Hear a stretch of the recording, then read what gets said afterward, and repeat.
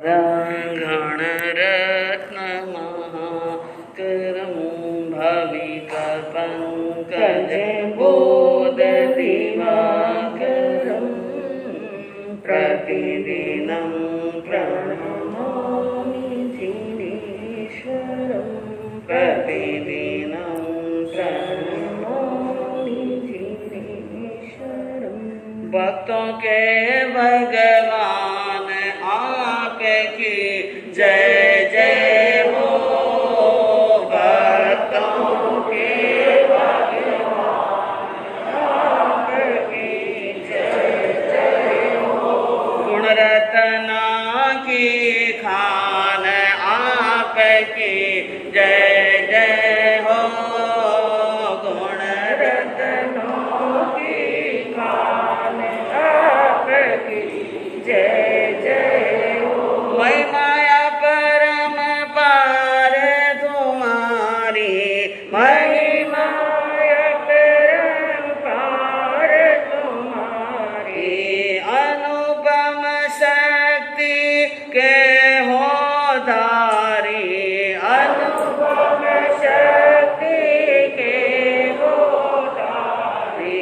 जाने सकल जहान आपकी जय जय हो, जाने सकल जहान आपकी जय जय हो। भक्तों के भगवान आपकी जय जय हो। छह काया के हो रखवार, छह काया के हो रखवार, आप तीरे औरों को तारे, आप तीरे औरों को तारे। श्रवणों में हो महान आपकी जय जय हो, श्रवणों में हो महान आपकी जय जय हो। भक्तों के भगवान आपकी जय जय हो। सर्वज्ञ सर्वदर्शी चरम तीर्थंकर अहिंसा के अवतार विश्व वंदनीय शासनपति श्रमण भगवान वर्तमान महावीर के पावन चरणों में कोटि कोटि वंदन। हृदय की अनंत अनंत आस्था के केंद्र, संयम धन के दाता, संसार सागर से तिरने का सन्मार्ग बताने वाले पूज्य गुरु भगवंत श्रमण सूर्य दिव्य विभूति 1008 श्री मरगर केशरी मिश्री मल जी महाराज साहब के पावन चरणों में कोटि कोटि वंदन। अहिंसा दिवाकर लोकमान्य संत शेरे राजस्थान वरिष्ठ प्रवर्तक पूज्य गुरुदेव श्री रूपचंद जी महाराज साहब के पावन चरणों में कोटि कोटि वंदन। मरुदरा भूषण संत शिरोमणि पूज्य प्रवर्तक गुरुदेव श्री सिकंद मुनि जी महाराज साहब के पावन चरणों में कोटि कोटि वंदन। साधना की प्रतिमूर्ति सद्गुणों की उपासिका सरल मना शांत दांत गंभीरा गुरुवरिया माँ सती श्री सज्जन कंवर जी महाराज साहब के पावन चरणों में कोटि कोटि वंदन। धर्म प्रेमी बंधुओं, शीलवती माता बहन, आज हम एक ऐसी महान अनुपम आत्मा के जीवन का वर्णन करेंगे। श्रमण संघ के तृतीय भट्टर आचार्य सम्राट श्री देवेंद्र मुनि जी, जिनका आज धनतेरस के दिन जन्म दिवस है। धनतेरस के दिन क्या है? जन्मदिन है। और आपका जन्म हुआ मेवाड़ में। कहाँ हुआ? मेवाड़ में। और मेवाड़ की गुण गाथा आपने कई बार सुनी है। राणा प्रताप की शौर्य भूमि, मेवाड़ के साथ में कोई एक इतिहास नहीं जुड़ा है, बहुत सारी कथाएं जुड़ी हैं। राणा प्रताप की शौर्य भूमि और भक्तिमती मीरा की आराधना स्थली। मीरा, जो मेड़ता की मीरा हुई, उनका ससुराल कहाँ था? मेवाड़ में। कहाँ था? हाँ, मेवाड़ में। तो भक्तिमती मीरा की आराधना स्थली और रानी पद्मिनी के सतीत्व की गोंज। पद्मिनी, जो पद्मिनी रानी हुई, महाराजा रतन सिंह की पत्नी, महाराणा रतन सिंह की पत्नी पद्मिनी, जिसने जौहर किया था, जिसने अलाउद्दीन खिलजी के कारण से 13वीं शताब्दी के अंदर उनको जौहर करना पड़ा हजारों रानियों के साथ, हजारों क्षत्रियाणियों के साथ में। ऐसी यानी रानी पद्मिनी की जहाँ पर सतीत्व की गूंज और पन्नाधाय माता की स्वामी भक्ति और बलिदान। पन्नाधाय माता कहाँ हुई? मेवाड़ के इतिहास में, कि जिसने अपने बेटे, अपने एक कलेजे की कोर, एकाएक बेटे चंदन को तलवार के नीचे मरने के लिए बलि की वेदी पर चढ़ा दिया था। और उदय सिंह की क्या की थी? महाराणा प्रताप के पिता उदय सिंह जी की उसने रक्षा की थी। और भामाशाह का क्या? महाराणा प्रताप के व्याख्यान के अंदर आपने को सुनाया था कि भारमल जी कावड़िया साहब ने कितना धन भेंट किया राणा प्रताप के चरणों में ला करके कि 20,000 सैनिक 12 वर्ष तक लड़ सके, 20,000 सैनिक 12 वर्ष तक लड़ सके। तो ऐसी वीरता की, भक्ति की, त्याग की अमर शिक्षाएं जहाँ पर प्रतिध्वनित होती हैं, वो धरती मेवाड़ की धरती। और वहाँ पर 8वीं शताब्दी में गुहिल वंशीय बप्पा रावल ने मेवाड़ के राज्य की स्थापना की 8वीं सदी में। कब की थी? 8वीं सदी में। और अब कौन सी सदी चल रही है?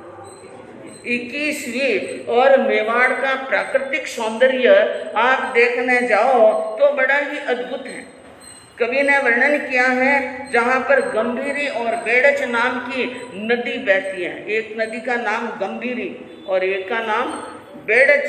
और कलकल करती बहती हुई नदी और उनकी सुंदर ध्वनि जैसे कोई संगीत की लहरियां बिखेर रही हो, ऐसी अच्छी लगती हैं। उर्वरा भूमि, उपजाऊ भूमि है और ऊंचे नीचे रमणीय स्थल, ऊपर और नीचे। एक बार किसी यानी मुगल राजा ने पूछा कि मेवाड़ का नक्शा कैसा है? मेवाड़ का नक्शा। तो किसी समझदार व्यक्ति ने, कोई समझदार है उसको कैसे समझाए? मेवाड़ का नक्शा, मेवाड़ कहीं से ऊपर ने कहीं से क्या है नीचे है, कहीं खड्डा है तो कहीं शिखर हैं। तो उन्होंने एक खींचिया सेक कर लेके, कौन सा खींचिया सीखता है तो क्या होता है?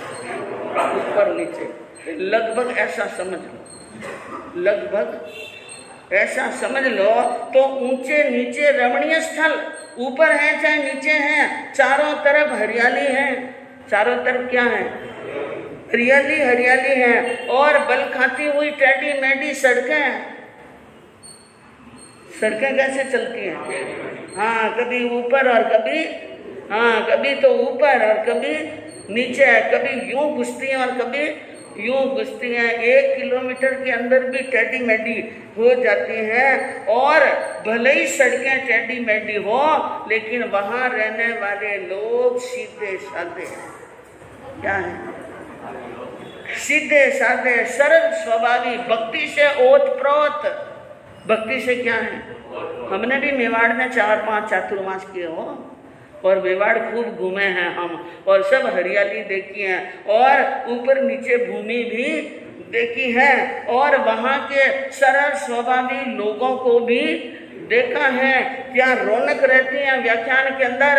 अगर मेवाड़ के अंदर ये चातुर्मास हो और वहां पर 400 घर हो तो ये हॉल छोटा पड़ेगा, बैठ ही नहीं सकते, खड़े भी नहीं रह सकते आप। बैठने की तो बात छोड़ो, एक भी कुर्सी नहीं रख सकते वहां पर, एक भी कुर्सी वहां पर नहीं रख सकते हैं। ऐसी और बंधुओं, आपके तो भोजन के भी कई तरह के नखरे हैं, भोजन के, हाँ कई नखरे हैं।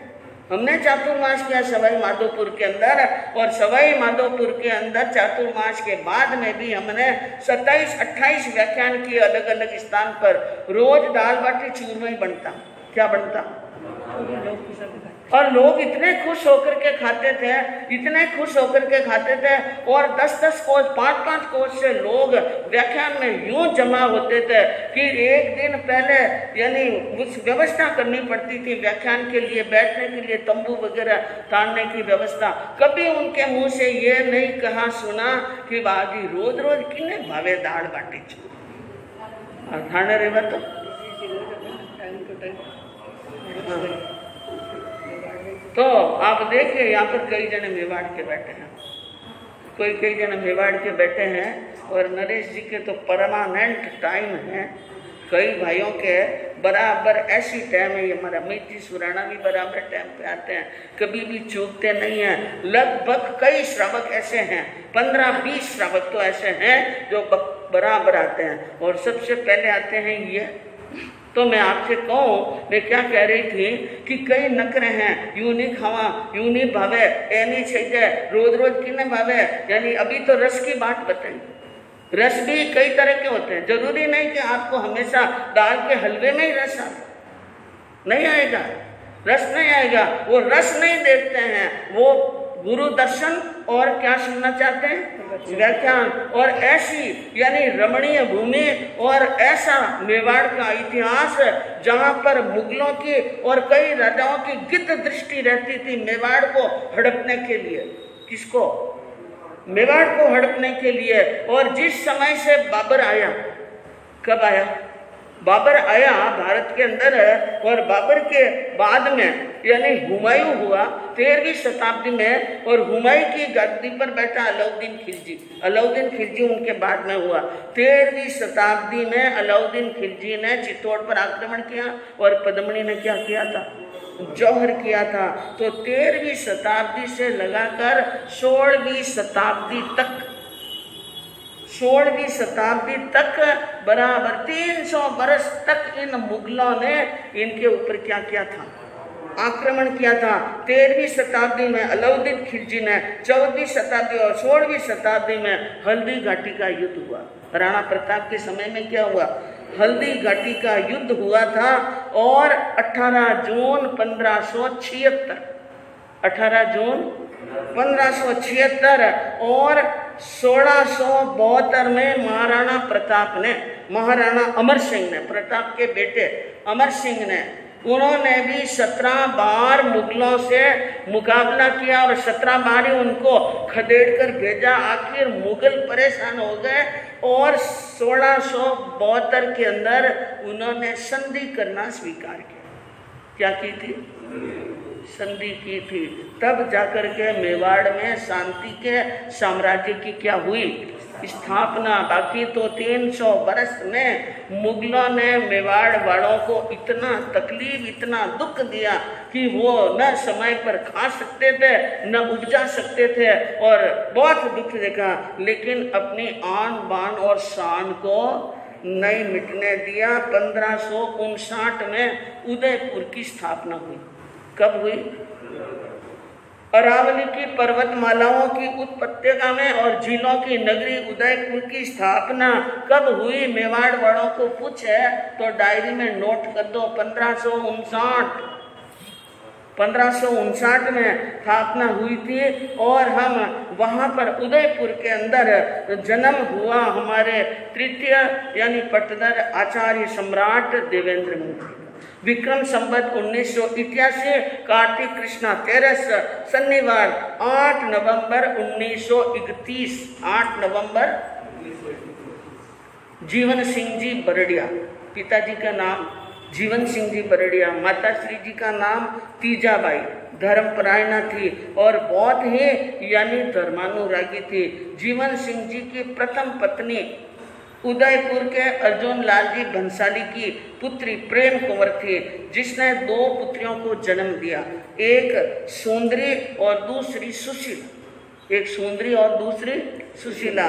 और सुशीला की मृत्यु जल्दी हो गई, तो अपनी छोटी बेटी की मृत्यु का सदमा सहन न कर सके, इसलिए माँ को आघात लगा और प्रेम कंवर बाई चल बसे। तो दूसरी शादी बरड़िया जी ने की गोगुंदा में। कहाँ की? गोगुंदा में। और वहाँ के सेठ हीरालाल जी सेठ की पुत्री तीजाबाई के साथ में शादी हुई। और तीजाबाई ने विक्रम संवत 1988 कार्तिक कृष्णा 13 को एक पुत्र को जन्म दिया। एक बेटे को क्या दिया? जन्म दिया धनतेरस के दिन, इसलिए नाम रखा धन्ना लाल। क्या नाम रखा? धन्ना लाल। 8 नवंबर 1931। 8 नवंबर 1931 को जन्म हुआ। 28 नवंबर 1931 को पिताश्री का देहावसान। कितना समय? 21 दिन। जब बालक 21 दिन का था उस समय पिताजी का क्या हो गया था? स्वर्गवास हो गया और माँ ने उनका लालन पालन किया। लेकिन कहते हैं कि जो पहले वाली जो पत्नी थी उनकी 2 बेटियां थी, सुशीला तो चल बसी और पीछे थी सुंदरी। सुंदरी को पिता के देहावसान पर वैराग्य आ गया। क्या गया? वैराग्य आ गया और दीक्षा लेने के लिए, यानी सुंदरी का जन्म 1981 में हुआ और इनका 1988। किनका? धन्नालाल। देवेंद्र मुनि जी से 8 साल बड़ी थी बहन, बड़ी बहन थी और वो उनके मन में वैराग आया। और वैराग आया तो आप जानते हैं कि दीक्षा कोई घर वाले सहज में देने वाले नहीं है, बड़ा अड़चन पैदा करते हैं, बड़ी लड़ाइयाँ करते हैं। तो बड़े पिताजी ने बहुत लड़ाई की, बहुत विपक्ष हुआ, लेकिन ये न कहना प्रकार है ना, उनके माता जी के सहयोग से अंतराय कर्म टूटा।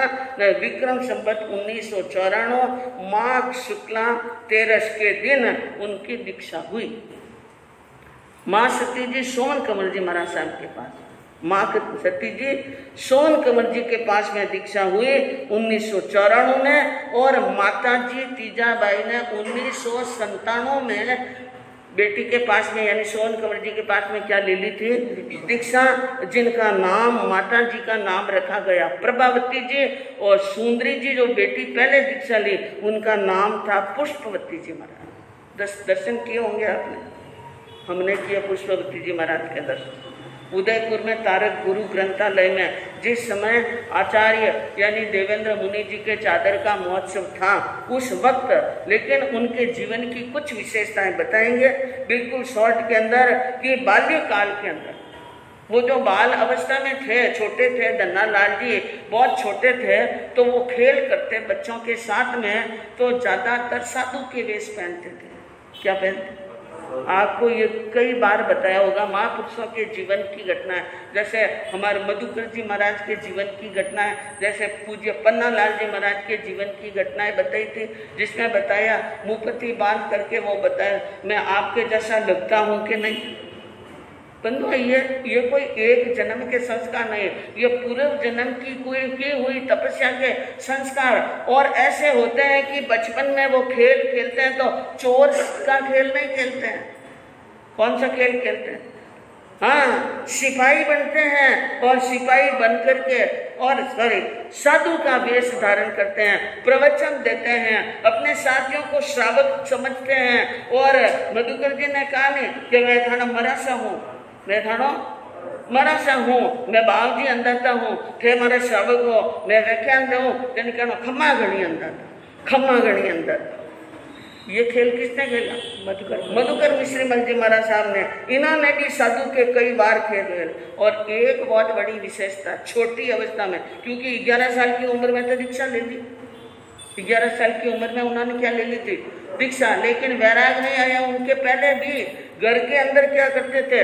चाकू, जो सब्जी काटने का चाकू होता है ना, चाकू को और कोई छोटी मोटी छुरी, उनको छिपा कर रख देते थे।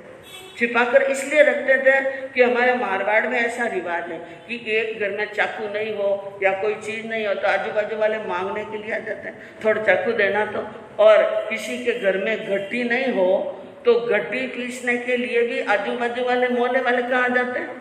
उनके। तो वो अपनी माँ को कहते हैं, माँ अपने घर का चाकू किसी को नहीं देना और अपने घर की गट्टी में किसी को गट्टी पीसने नहीं, अनाज पीसने नहीं देना।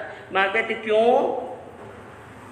तो बच्चा कहता था अपने घर के अंदर अपने घर का चाकू ले जाकर वो सब्जी तैयार करेंगे तो जीवों की जो विराधना होगी ना, उनका पाप हमें लगेगा। और हमारे घर की गट्टी के अंदर धान पीसेंगे और अनाज पीसेंगे तो वो पाप किसका लगेगा? अब मैं पूछूं आपको कि ये कौन सा शास्त्र उनको पढ़ा दिया था?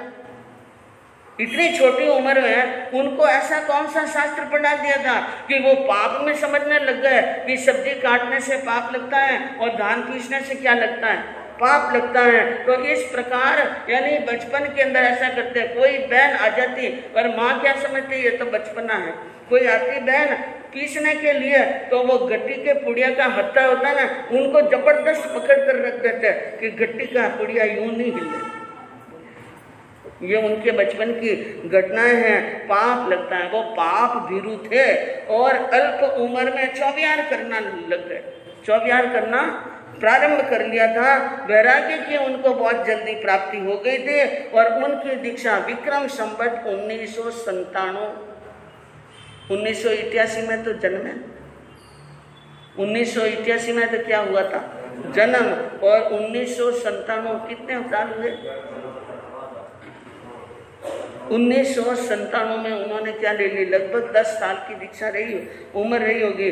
खंडक बाड़मेर जिले के अंदर पूज्य श्री ताराचंद जी महाराज साहब, पूज्य श्री पुष्कर मुनि जी महाराज साहब के पास में दीक्षा ली और पहला चातुर्मास हुआ उनका समदड़ी में, और गुरु के पास में आकर इतनी भक्ति की, सेवा की कि उनको लघु सिद्धांत कौमुदी, व्याकरण है यह संस्कृत की, लघु सिद्धांत कौमुदी क्या है, व्याकरण है, और उन्होंने व्याकरण सीखी और व्याकरण पढ़ी, अभिधान, चिंतामणि, रघुवंश, मेघदूत और काव्य श्लोक आदि कई आगमों का अध्ययन किया। साहित्य रत्न और काव्य तीर्थ उपाधि परीक्षा में पास हुए और कई प्रतिभाएं उनके जीवन में थी। वो श्रमणत्व के गौरव रूप, गौरवशाली और सिद्ध हस्त लेखक।